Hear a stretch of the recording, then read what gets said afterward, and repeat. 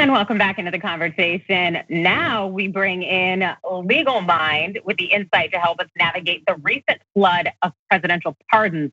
Dr. Rebecca Kavanagh. Thanks for joining us, Rebecca. Thank you so much for having me, Adrienne. It's my pleasure to be here.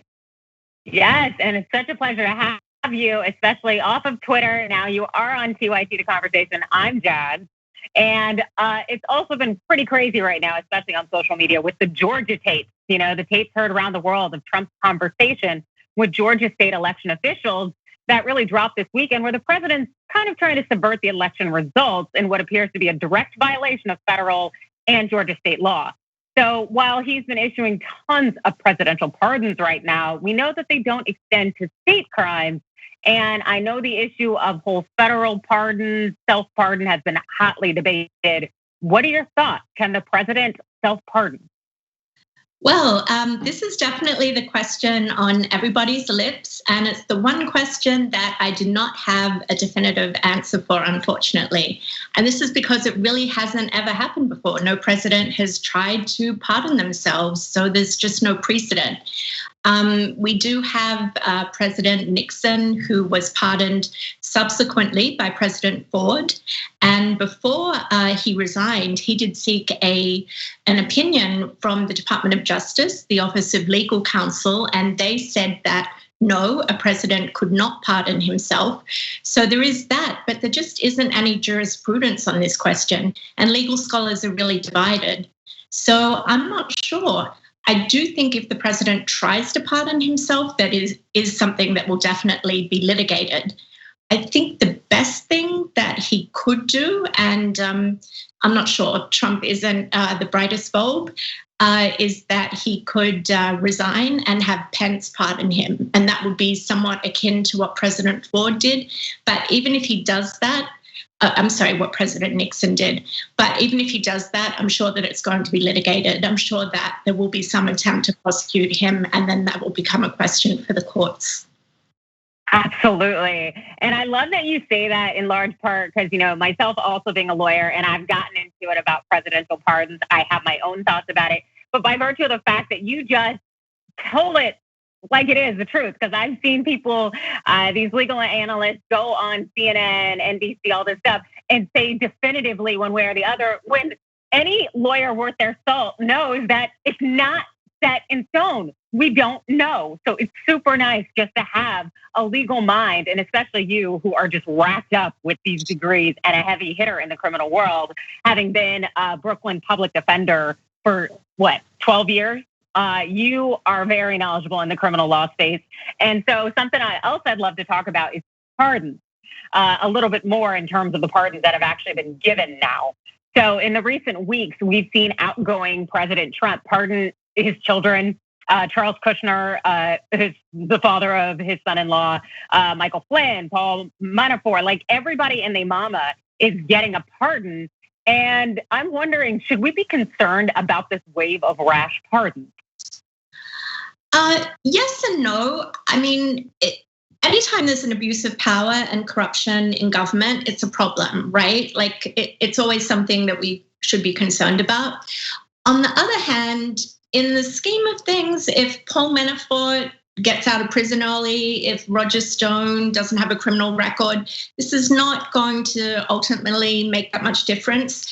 And my concern is that the discourse around pardons gets so focused on these very small number of pardons that we lose sight of what the pardon power has the potential to be. And the pardon power is a really powerful tool that can be used to right some of the wrongs that exist in the criminal justice system. And ultimately, if 40 people are pardoned, it's kind of the world. I think that we're so focused on it says a lot about us as a society. Why do we care so much about whether these couple of people are punished? Why are we so focused on retribution? There are a million other issues here that are much bigger. The Electoral College, COVID, these should be the issues that I think we should be focused on as a nation. And you know what, I think that that's a very good observation. And, you're the one in doctorate territory in terms of law and making sure that we have that social justice that's going on. And something that we did see in the last administration for Obama is that he commuted the sentences of nearly 2,000 drug offenders who were victims of the unjust crime policies of the 80s and 90s. And so that made major change and waves in people's lives. And it had really powerful, significant impact in terms of what you're saying, in terms of making sure we don't lose sight of what the pardon power is, because it seems Trump is using it very self-servingly, where we have, of the 94 pardons he's issued, nearly 75% have advanced his political agenda, 43% have been some kind of personal connection. So what does this really say about who's getting pardons under the Trump administration?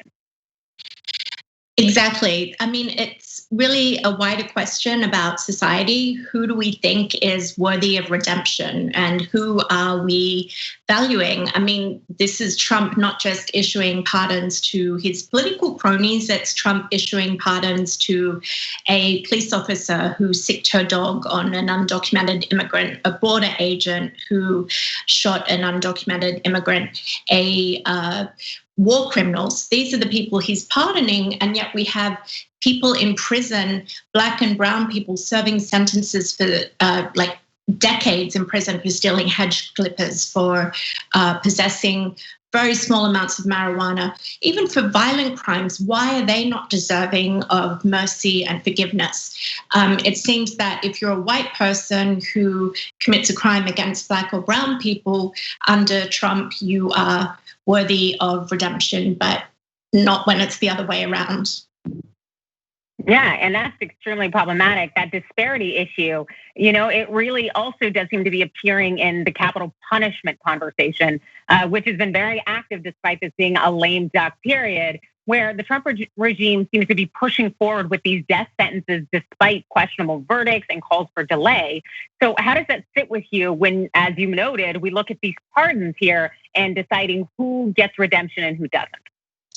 Well, that's the other thing. This is where the disparities are the most stark. We see at the very same time that Trump is issuing these pardons, often to people who have killed children or who have committed these horrific crimes, he's executing people who at a rate that we just haven't seen, that is unprecedented. So it just really makes a statement about whose lives this administration or this country says are valuable. And it's saying the lives of Black people, the lives of poor people, these are not lives that we value, but the lives of white people who kill children are going to be saved. So that's where it's really problematic. I mean, this administration has executed more people this year than any one state.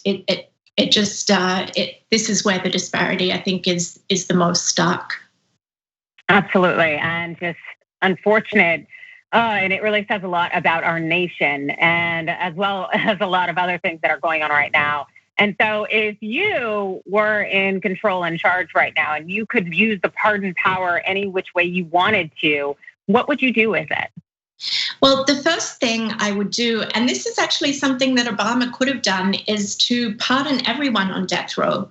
If Obama had done that, I mean, I realize you said that he did pardon a number of people, but if he had pardoned everyone on death row, Trump couldn't have executed anyone. So Brandon Bernard, who was the young man who was executed just a week or so ago, he had a clemency petition before Obama, and President Obama, unfortunately, didn't pardon him. If Trump pardoned everyone who's in federal prison right now, that would be 250,000 people. 100